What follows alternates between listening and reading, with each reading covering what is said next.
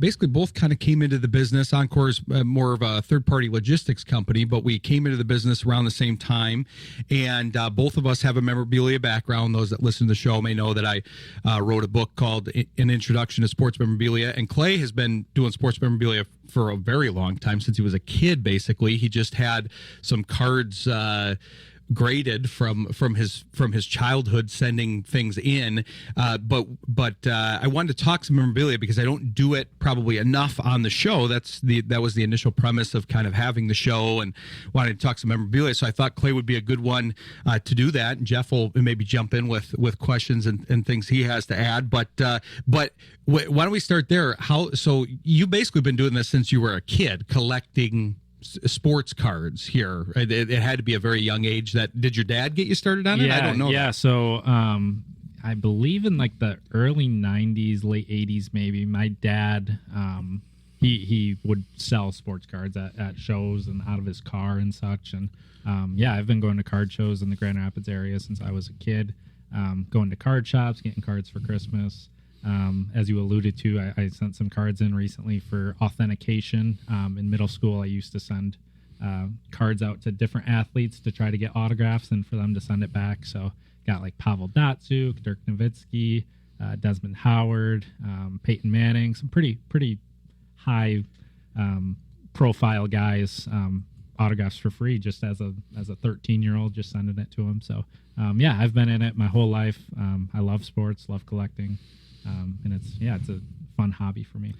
And people still do that. Because they used to have the old books where they have everybody's address and mail something to them. And I mean, I've talked to some athletes that basically they enjoy doing that. They might not be a marquee. A lot of those names that you brought up, those are marquee names. Those are big names that are getting autograph and interview requests for that matter, but autograph requests from they probably work through an agency. They're also getting a ton of requests through the mail on anywhere they go on the street. But then there's guys that they're not really recognizable. They were the backup third baseman for the Orioles in the 70s or whatever, and they're just happy to. I remember getting an autograph at one of the shows, and the guy I said, "Hey, yeah, thanks," and I had a nice conversation with him. He's like, "I'm glad you wanted it." Like he was just happy that he could sign for somebody. And so there's a whole array there. But then you kind of turned that into more of there's the collecting side and then there's the dealing side. Oftentimes that line is kind of gray because people then just amass a lot of items and they say, oh, okay, maybe I'll kind of spread the wealth and end up selling things. And so you kind of now you've turned going into those shows into an interesting kind of buying and selling strategy that I think is worth talking about, because you basically go to the shows, try to find low value or high value, low cost cards in kind of the value boxes, and then try to repurpose them a little bit. Started that more as a side hustle in the last maybe 10 years or so. I've been going to shows looking. I collect Tigers and Michigan and Pistons and such, but my main purpose of going to shows is digging through the value boxes. I love going through, seeing if I can find an autograph of a guy for $2 that I can sell for $15 or something like that.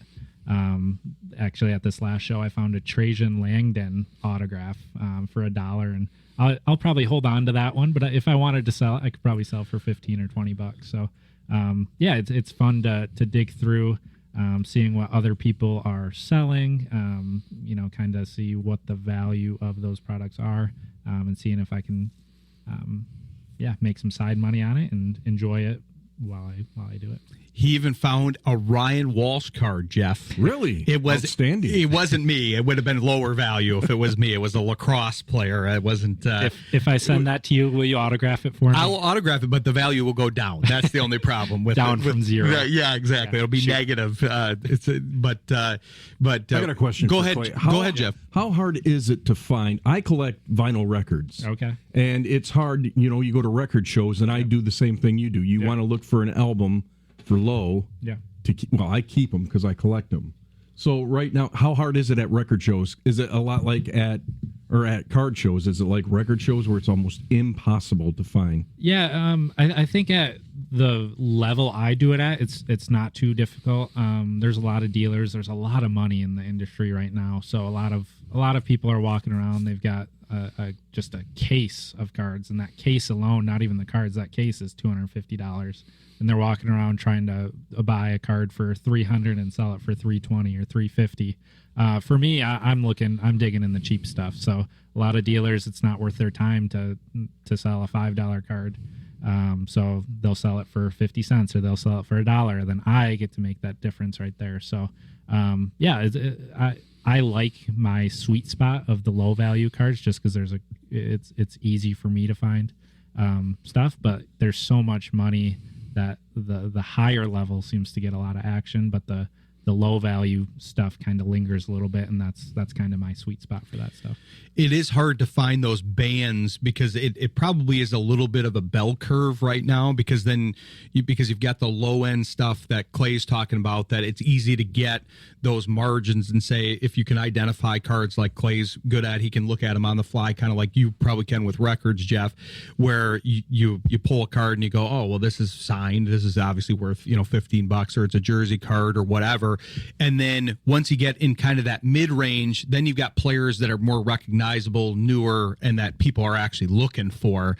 And then the high end, there is a lot of money. There's a lot of investment money going in there, but it still is probably goes down because the number of players go down. You don't have that many people that are saying, hey, I'm willing to spend 4 digits, 5 digits, whatever on a card. You're losing those people that had that sweet spot of like the hundreds, because I would think, I'd get your opinion on this, Clay. I'd like your opinion. I would think it be in that like hundreds range, that there's a lot of people kind of dealing in that range. That's kind of the top of the curve where everybody is. Yeah, absolutely. Yeah, I think that's the main sweet spot. But I am surprised all the time at some of the high value sales that happen on a regular basis. I was just doing a little bit of research, and there's so much money from just high dollar figures here in the U.S. and especially internationally. There's been a boom in the last 5 years or so. But like I saw in August, there was a Michael Penix Jr. autograph card that went for like $54,000. And most recently in November, there was a Tom Brady card that went for over $600,000. So it's interesting to see all that money from people that have money and coming from overseas, kind of pouring into the sports card market at a high profile, high dollar value. And that parallels I'm more on the game used side of things. That's what I normally dealt in, was the jerseys and different items that they would use in the games. And it was the same kind of thing when you had the newer players were inherently overvalued. There was no way that they would be able to reach that value. Whereas a vintage, I think it's still probably this way with vintage cards, where there's a lot of money flowing in for a Penix 1/1 rookie. Yeah. Obviously Brady's going to be very collectible, but they're probably leaving by the wayside some of the old cards where we're not making any more of those. The value is going to go nowhere but up because the supply is going down, and the player, this is what I always try to tell people, the player can't really affect their value anymore. No offense to Babe Ruth, I'll use him since we were talking about him earlier. Unless you time travel, we're not going to see Babe Ruth anymore. He's gone, and there's probably not a lot new that's going to come out about him that's going to ruin his reputation. So the lore is just going to go up as he's compared to Shohei Ohtani, as his records come up again and again. His value is going to continue to go up, but people are putting more money in some of these new cards where it's like you'd have to be Shohei Ohtani. You'd have to be the next Babe Ruth to really get the value there. Yeah, absolutely. I mean, for the 54,000 or whatever that Penix card sold for, that whoever purchased that card could have gotten, 15 Patrick Mahomes rookie autograph cards, and Mahomes is well on his way to becoming one of the best quarterbacks of all time. So, that's crazy. That's crazy. Isn't it? When people try to project the potential of the younger players, I just feel like there's so much more value in the established guys that have been there, that have won the MVPs, that have won the Super Bowls, and everyone's, by projecting, they're trying to hit on a 1 in a million guy, and that value significantly increasing, when in reality that card is probably most likely going to go down in most cases. Yeah, you basically have to have a Mahomes and an Ohtani level career, and they're constantly going to make more cards. No, they won't make more they'll probably make more one of ones, but they won't have a one of one rookie of Michael Penix, but they're going to make a lot more cards of his, and that's going to inherently lower the value. Even though it's one of one, it's going to just lower the value because people are going to go, well, I could spend $50,000 on this card, or I could get a nice Penix autograph that is numbered out of 10,000 and spend a lot less money, and you still effectively have the same value to a lot of people that aren't investing and stuff in it because it's the same card. Yeah, I'm trying to think of a comparison with records, Jeff, because it's almost like people ignoring the vintage vinyl stuff that you're getting and then being like, hey, I'm going to invest in MP3s. I'm going to go, this MP3 is really going to hit. It's one of one. It's a one of one MP3. Well, the thing is, too, is cassettes. Cassettes are back. Oh, yeah. And there's even CDs are back. But a lot of people thought because they're redoing the old albums, when they're doing the Beatles, all these classic albums, all the collectors thought, well, the value of these older ones, the original, are going to go down, and they haven't. They really haven't. If you've got the original, they still hold their value, even with these new box sets and all this stuff, especially with the Beatles stuff that is constantly coming out. Well, it's the same concept to a degree because especially in good condition and all of that, both the outside cover and then the internal record, that the amount is decreasing by the day, month, year of valuable rare pieces. It's going down if it's from the 60s.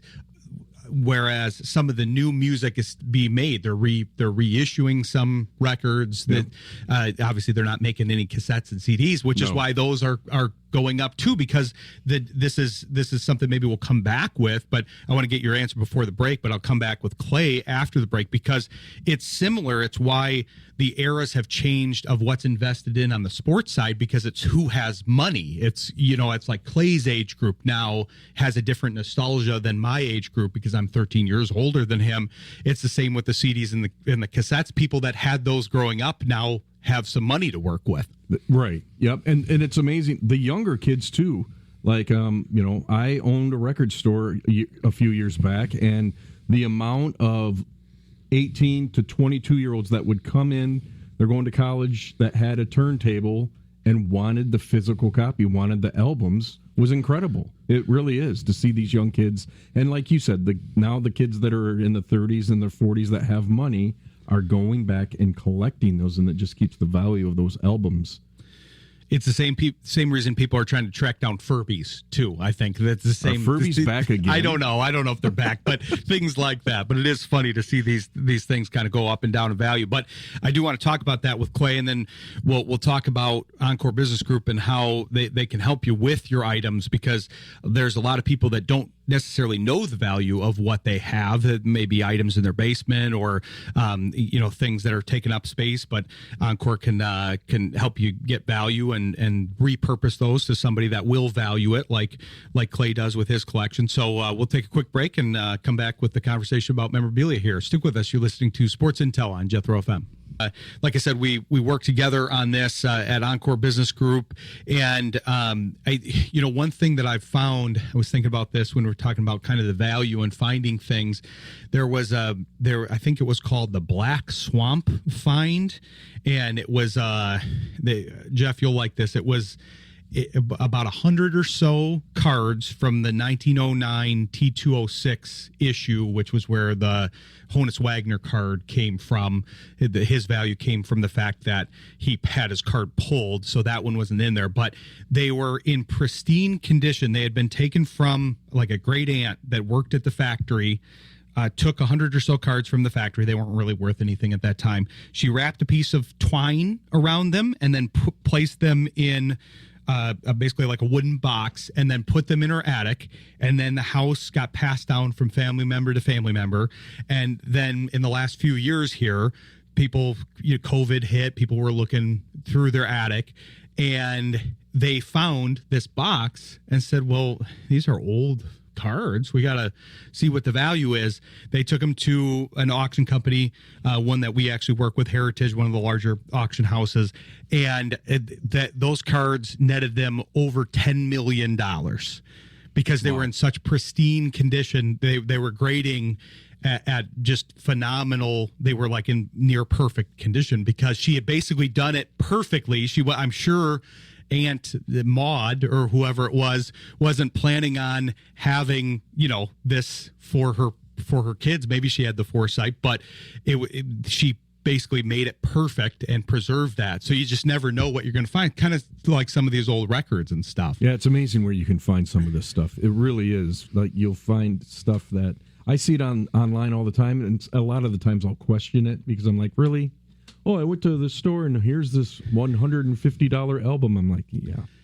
So, but to hear those stories like that, and an Elvis movie's coming out again, another concert movie. Like, they just found 54 hours of concert footage, like in some salt mine, and I'm like, where? They just keep finding all this stuff. It's just incredible. I know, it's amazing. We make a bunch of new stuff, but it's amazing when they uncover old stuff. But yeah, that's why Clay's here, because there are people that contact us and say, hey, what do we do with this stuff? Because they don't necessarily want to deal with it themselves, and it's nice to get it to a home of somebody that will actually value it.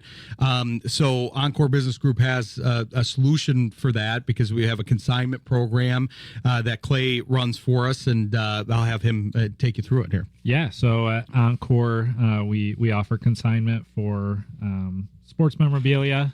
So we've had multiple collections come in, and what we'll do is we'll value the collection.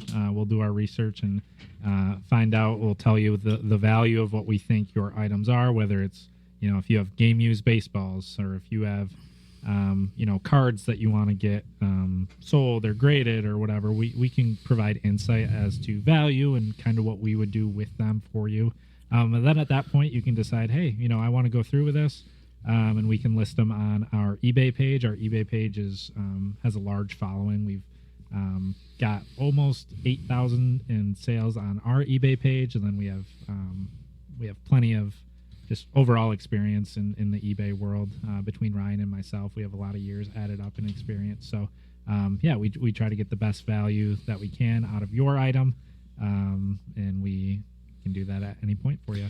And the key is, we've seen this a lot being at the different shows and stuff. I think the key is finding somebody that you can trust to sell and help you sell, because a lot of people are at these shows looking for the margins. They're looking to buy that record, that card for $5 and sell it for 5,000, in their store. That's not our goal at all. We have a passion for the industry.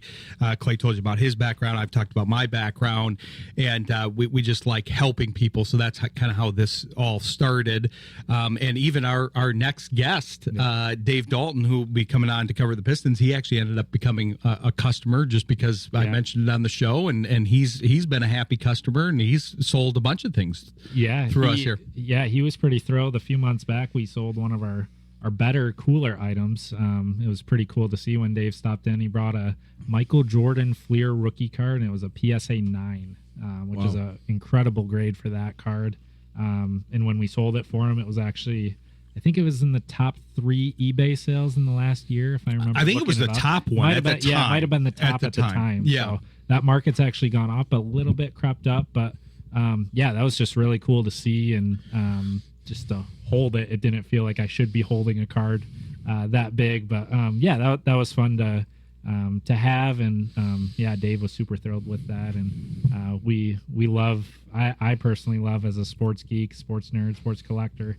I love seeing some of that older stuff come through. We've had some Larry Bird. It was a Larry Bird, Magic Johnson, Julius Erving rookie card came through.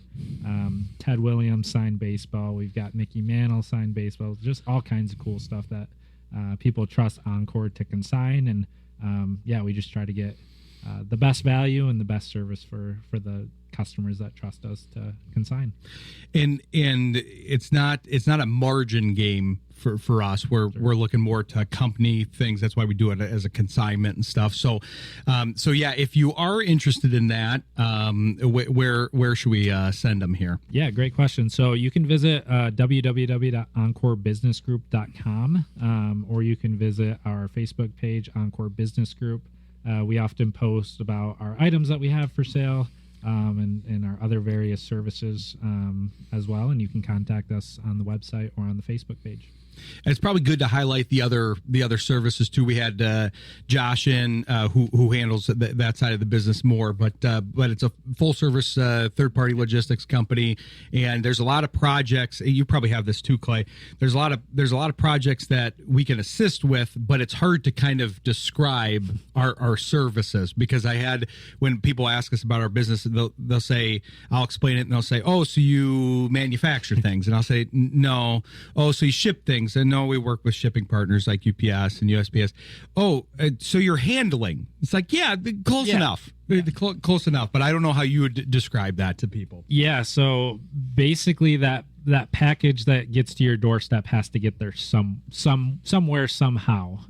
So what we do is we offer fulfillment services for various companies. We can ship directly to customers. So if you have a product, if your brand's looking to kind of offload the physical inventory management, we can get that packed up, ship it with one of our partnered carriers like a UPS, FedEx, or USPS, or we can send your product into Amazon or Walmart. So that prime delivery where you're getting it in -2 hours after you order something, it shows up at your porch before you even knew you were going to order it. That's the stuff we send into Amazon, and then they kind of handle that delivery. So yeah, we have prep and fulfillment services, and then, as we've talked about, the consignment services as well. Check out the website. Clay gave you that information. I also want him to give out his eBay store, because he does a lot of searching for these cards and stuff, and he runs a pretty successful eBay store on his own. So in case you want to check out some of his finds, he'll give you the information on that here. Yeah. So my eBay store is KGS Worldwide. That's KGS Worldwide. And then the store that we use as Encore is Murdoch 109. So be sure to look for that. That's on our Encore Business Group Facebook page. I'll put a link in there later tonight for you to find that. And it'll be shared through Jethro and stuff here, because being the host, but also having this as my business, Jeff, I probably haven't really talked about it a lot, because I wanted to make sure not to talk about it more than any of the other sponsors. And then I realized it was the only sponsor of the show that we hadn't really talked about yet. So I feel like it was time, but I'm glad to have you in. I want to talk more about the vinyl records at some point too, because that's an interesting subject matter. We'll have to talk about that more, because I might have to make it a 3-hour show. Yeah, you get going, I can't shut up.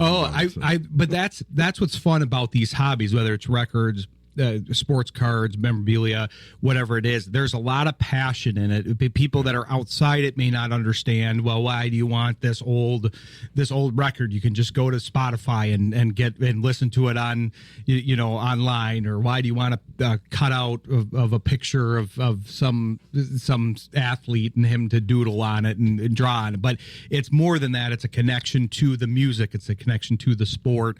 It's a way to feel connected to a hobby and to a passion. And so it's fun that there are ways to be connected to that, because I don't know what happened with you during COVID, Jeff, but like that was where the sports card and collectible industry really blew up, because we didn't have sports. You could watch Korean baseball or something, but other than that, you couldn't really watch anything because we had to shut down sports. It's kind of the same. We couldn't go to concerts during that time. Right, so right. I think that was one of the times that the records kind of bounced back up. They've had kind of up and down, and then went up at some point here, and then they've continued to go up.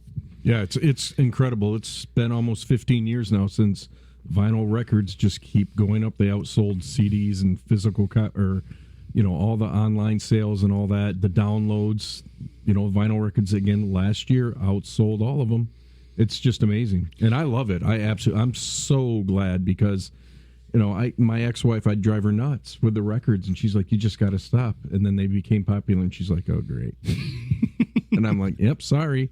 And it's back, and it's like, it's just a dream come true. And it's same with the cards. I remember collecting cards as a kid until I put them in my bicycle spokes so it make the great noise driving down. But, riding my bike down the street. But yes, we collected as kids, and there was nothing better than going through those folders and looking at all the cards and everything. Unfortunately, I got rid of all mine. So, and that's what happens with them, and then the value goes up, and that's what happened with the records and all this stuff. Rarity then breeds value later on. So it's fun stuff. I'm glad we could have a conversation about it.